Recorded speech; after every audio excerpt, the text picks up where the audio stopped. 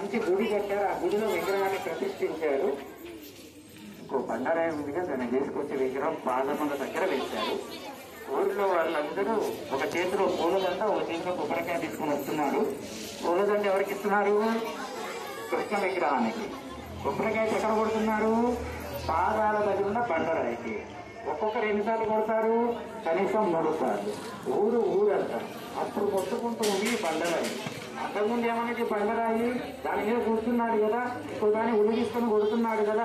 ఆహా, నా పైన కూర్చున్నాడు, నాకెంత సుఖంగా ఉందో, నిన్నైతే ఉల్లి తీసుకొని కొట్టుడు అంటూ ఇది అలా దాన్ని మాటలాంటిది సంతోషపడుతూ ఉంది.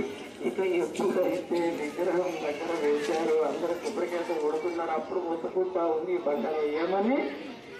నీకేమో పూలదండలతో సన్మానం, నన్నేమో కొబ్బరికాయతోని కొడుతున్నారు. ఒక్కరు కాదు, ఇద్దరు కాదు, ఊరంతా. అప్పుడప్పుడు పొరుగురు వాళ్ళు కూడా. నిన్నేమో ఒక శిల్పి ఒక్కడే కొట్టాడు, నైపుణ్యంగా కొట్టాడు. ఎలా కొట్టాడు? నైపుణ్యంగా, శృతిమెత్తగా ఎలా కొట్టాడో అలా కొట్టాడు. కానీ నన్ను మాత్రం ఎలా పడితే అలా కొడుతున్నారు. నువ్వు 9 నెలలు మాత్రమే దెబ్బలు తిన్నావు, ఇప్పుడు పూజలు అందుకుంటున్నావు. ఇక నా బతుకంతా దెబ్బలే. నేను విగ్రహంగా మారే ప్రసక్తే లేదు.